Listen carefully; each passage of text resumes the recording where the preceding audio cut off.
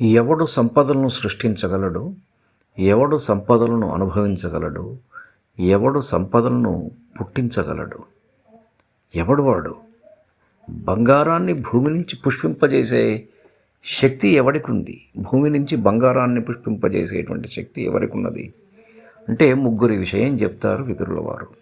సువర్ణ పుష్పాం పృథివీం చిన్వంతి పురుషాస్త్రయ శూరశ్చ కృత విద్యశ్చ యశ్చ జానాతి సేవితుం.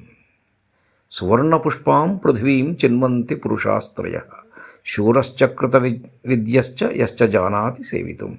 శూరుడు అంటే బాగా మంచి పరాక్రమం కలిగినటువంటి వాడు, ధైర్యవంతుడు వాడొకడు. విద్వాంసుడు అంటే అన్ని సకల శాస్త్రాలను చదివినటువంటి వాడు, చాలా గొప్ప పండితుడైనటువంటి వాడు.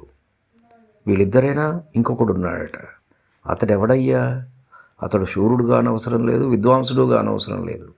కానీ అతని దగ్గర ఒక మంచి క్వాలిటీ ఉంటే చాలు, వాడు భూమి నుంచి బంగారపు పూలు కోసుకోగలడట. వాడెవడు అంటే సేవాధర్మం తెలిసినవాడు.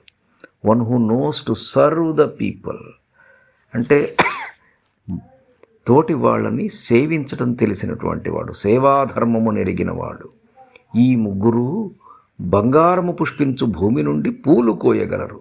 ఈ భూమిని పై ముగ్గురు సౌభాగ్యవంతంగా చేయగలరు అని చెబుతున్నారు విదురుల వారు.